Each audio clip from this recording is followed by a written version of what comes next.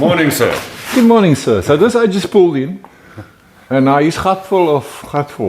He's tired of this truck being multicolored, and he wants to paint the cab yellow.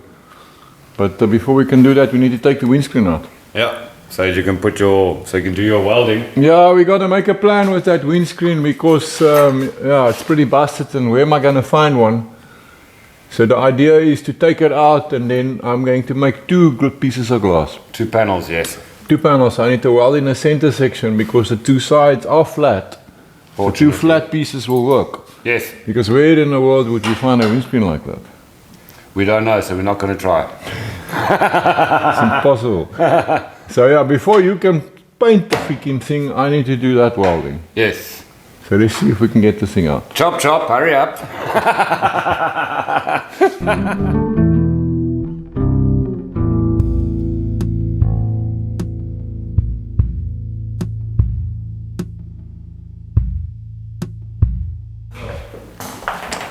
So now how am I supposed to get my ass up here? Right, so let's see how this is going to turn out. Now I know that the O's on YouTube like to just whack them out with big hammers for the sake of sensation, but I think that's being stupid because then you got glass pieces all over the place. Yeah. So we're gonna just try and take it out properly, which I don't know if it's gonna be possible. So what's happening? This rubber is so stiff. I mean, it's freaking what? It's already cracked here, bro. But not that it matters.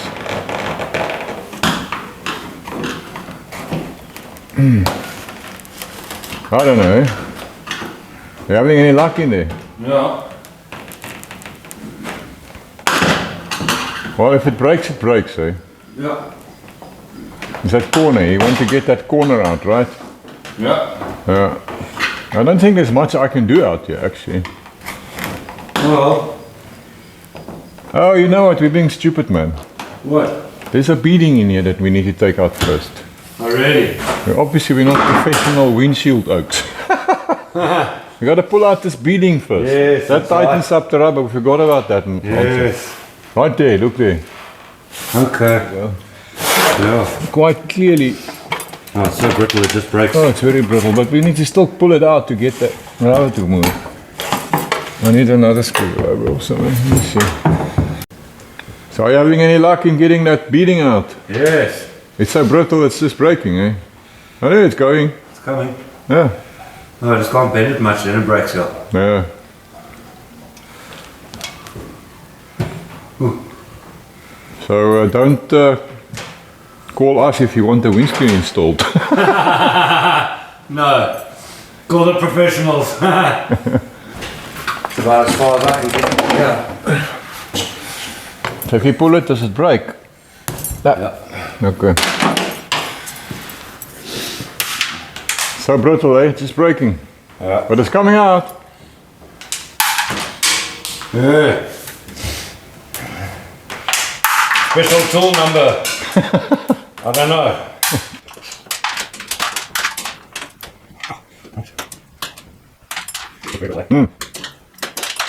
Oh, what? 60 years plus ago. Wow. So I guess that's fair enough. Yeah. Right, let's see now. Perished rubber. We got that beading out. Yeah, something is gonna break or it's gonna come out. It's actually cracking there, but it doesn't matter. Yeah, no, it's coming. Just be careful, eh? Yeah. Of pieces.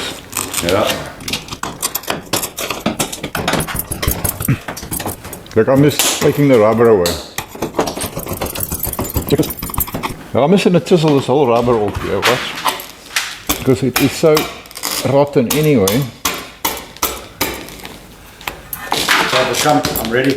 Watch out, it's going to break into 2 pieces. Ooh. Let me just, there we go. Aha! Now what? 1 times windscreen. Now what? Watch out, that's gonna break into 2 now. Let's just put it, have you got it? Yeah. Wait, let me come that side. Okay, careful, easy does it. I got it. Yay! Alright. Check there, yellow cab underneath the rubber. Yeah, look at that. So definitely was, oopsie, yellow. Yellow, it's the color, man. Yeah. And it's gonna be yellow again. Alright.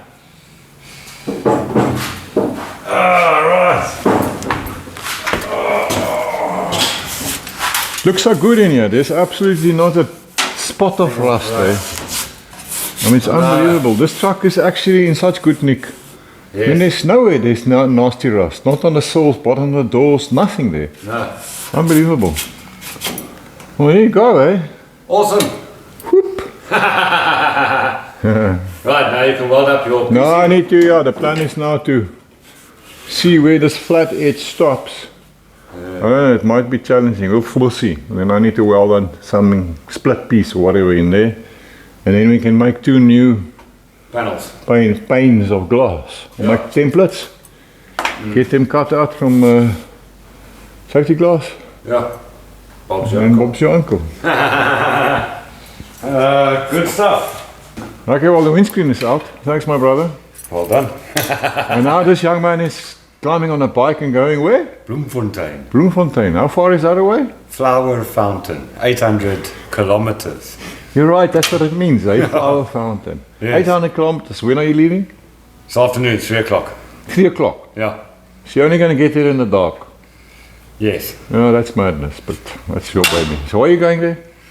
To collect a motorcycle. Another motorbike. So Wayne is going to Bloemfontein, 800 kilometers away, on one motorbike, to go and get another motorbike. Yes. And then you're coming back with 2. Yes. So you're taking Taran with you. That's it. So Taran's going to be riding pylon. Pillion, yeah. Pillion, how do you say Hey, it? for 800 k's. Shotgun. Yes. For 800 k's. Ish, that's gonna Then be. you're sleeping over. Yeah, well, we're thinking of Geriepdam now. And then you're coming back tomorrow. Yeah. Yes. So go that's safe. Go Thank fast, you. go fast and safe. it. Okay. Will do. Yeah, so with Wayne gone, you're stuck with the OG again, the old goat. So let's have a look what we need to do up there to sort out this business. So looking down at this business from the top, have a look here. I'm going to put that ruler there and this one here. And you can see straight and flat on either side. So the original windscreen had like a bend right there in the middle, like a kink. If I can weld in a center piece here, and I can split the windshield into 2 pieces, and we can have one flat piece here and one flat piece there. I made myself a template, a piece of plywood, just to get the shape that I need for this piece of metal that must go in here. And then I use my template to cut this piece of 25 square tubing to that shape, 1 inch. I think that'll do the trick. And then the plan is also to add these flat bar pieces onto the side, like this, to provide a landing for the glass, obviously both sides. So I think first let's go see how this piece is going to fit. Well, a bit of fine tuning to get it into place, as it always goes with these kind of things. But yes, I think that's going to work. So I guess my next step is to give it a few tack welds, and then we can add those pieces that go on the side, the landings for the glass. So I cleaned off the paint here in the spots where I want to weld. Got my box section clamped on, and I spent quite a bit of time measuring to make sure that it sits vertical and also in the middle of the windshield opening, and I think it's good now. So I'm going to tack this on, just a light tack for now, and then I can figure out how my landings are going to sit. So let's just give it a tack down here. And another one up here.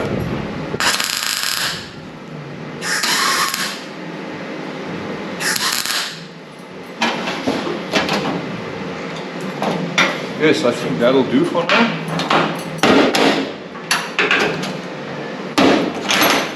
Where did I put those pieces of flat bar? Okay, so I made up these wooden blocks to help me hold my piece of flat bar in place. And the important thing for me now is to make sure that the flat bar itself lines up with this flat section right there. Now, this is my first time trying to take video freehand, so I've got the camera in one hand and I'm still learning to do everything else one-handed. But you can see the flat bar lines up here with this now. It's a bit of a gap right there because there's actually a slight bit of curvature here in this lip. But it doesn't actually matter, we can just, I'm not going to use a rubber. So you know, with this window sealant that I plan to use, that will just take up that bit of space. So yeah, I think this is going to be good. It's lined up here, and that's the most important bit. So I think I can tack that on. Got some very light tacks in place, top and bottom, just so we can check things out. I've got a piece of 6mm 1/4 inch MDF here to simulate the glass, which is going to sit like this. Yeah, it's working out. I mean, even if I have to allow a little bit more, because say 1 or 2 more behind the MDF for the sealant, yeah, we'll be good. So I reckon I'm going to do the same thing on the other side, and then we can weld up the whole thing and finish it off. So my other landing is in place, everything is looking good. I'm going to start welding this business together slowly. I'm not going to try and do continuous weld beats. Instead I'm just going to do little tap taps like you do when you do body work. Got a welder amp setting quite high, so when you do your little tap, you pretty much get instant penetration.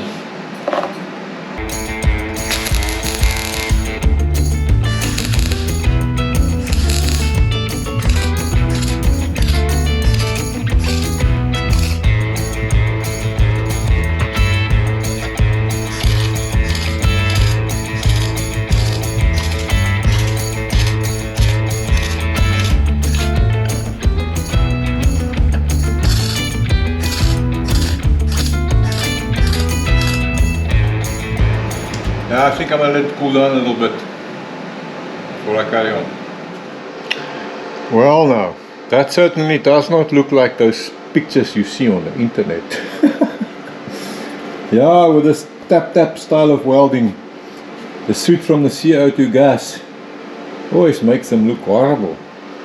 Touch with the good old wire brush does make them look a bit better though. And we're going to be grinding it all anyway. Well, now of course I've got to do some welding here on the inside as well.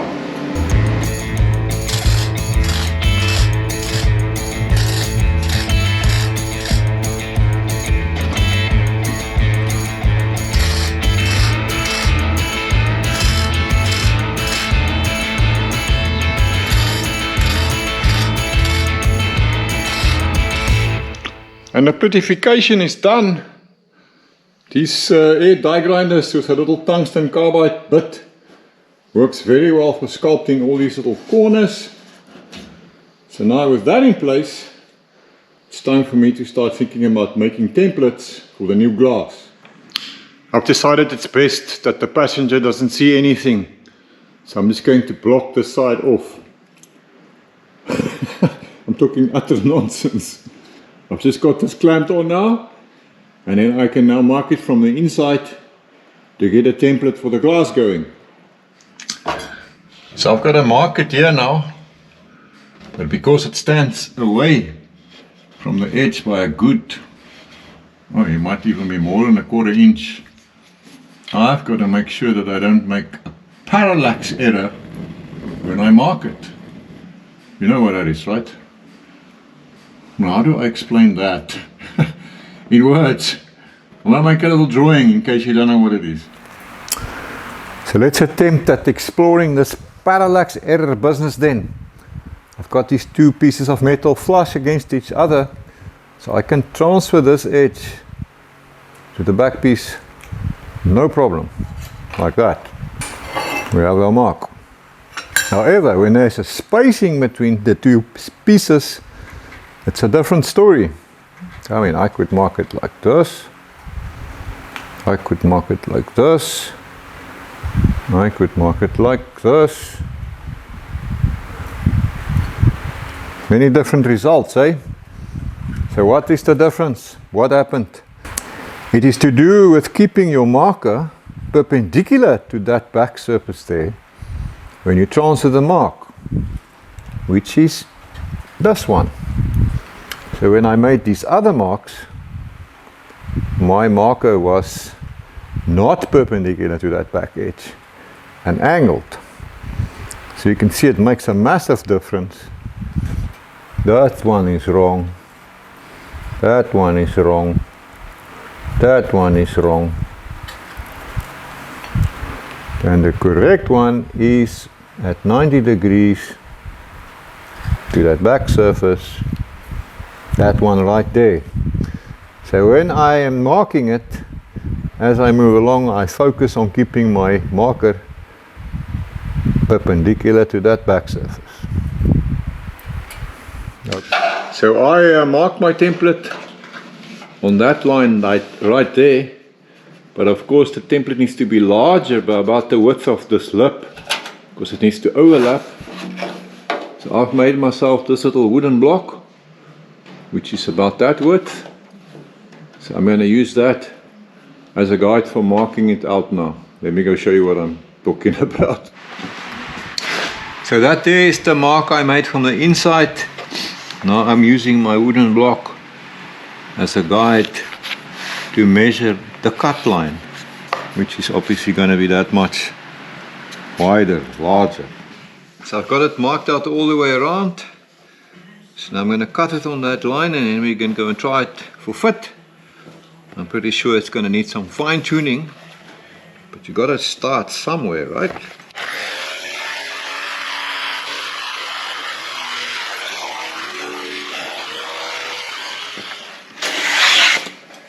Yeah, the woodworker in me is using this little block plane just to take out the small irregularities. But yeah, sanding block, flap disc, whatever floats your boat, man. Not bad for a first fit. There's a spot here and there, maybe right there, that I just want to fine tune a little bit. But yeah, for the rest, we're almost good to go. Just gonna check it out, fine tune it in my few spots, and then yeah, then we're ready. Little bit more shaving all the way around, and we're good now. You've got, you can see here, I've got about a 3mm 1/8 gap all the way around my pattern, because I'm going to glue the glass in with polyurethane sealant like I do on modern cars. And I want that gap to allow for a little bit of expansion, different materials, glass, steel. Now, yeah, for me to find a rubber to do this with in a traditional way, and all the hassles involved with it, it's a no-go. I've done this gluing in with sealant business before on a number of cars with great success, including Flytrap. It's proven and it works well. I've got about, I think, still about a 12mm, half an inch overlap of the glass onto the lip or flange there, so that's plenty for the sealant to stick to. So now, what about that side? What are the chances of this piece fitting there? I think that's going to depend on two factors. Number one, how good I was in measuring so that my centerpiece is exactly in the middle. And number two, how good the pattern makers at REO were to make sure that the truck was exactly symmetrical on both sides. Any bets on this one? My guess, a little bit of error from both parties. Let's see. Okay, well, I swapped it over to this side, And I'm actually quite impressed with both parties. Right here there's a bit of a difference. You can see it's opening here a little bit more than that 1/8 or 3 millimeter I was aiming for. The rest is not too bad. And then here in the middle, up there, slightly more open than down there. So I guess you could live with it. But you know what, I'm going to satisfy my OCD and just make another one as well to take up that slight difference and that slight difference. Why not? Well then, we have ourselves a hardboard windshield. So yeah, there's only a difference between the two of around 4 or 5 millimeters in two spots. But you know, errors compound. So if I make a small error and then the glass guy makes a small error, it might get too much. So I would rather just give him 2 separate patterns, and then it will be a much safer approach, I guess. Just a view from the inside of the cab, which I suppose is why my voice sounds so hollow. So you can see that the hardboard is lying very nicely in there. There's no gaps on that lip, so that just proves that flat glass will sit very nicely. And installing that center support has made all the difference now. That tricky piece of windshield, not piece of windshield, that tricky windshield with that kink or bend in the middle, no longer required. So that takes care of my windshield problem. Well, I cannot quite, we still got to get the glass cut and then fit it, but we are halfway through to a solution. And anyway, I can only fit the glass once we've painted the cab, which we've been talking about for a long time now, so it's time it starts happening. In the meantime, I'm going to take my patterns to my glass guy, and he can cut it for me from 5-6 mil, 1/4 inch thereabouts safety glass.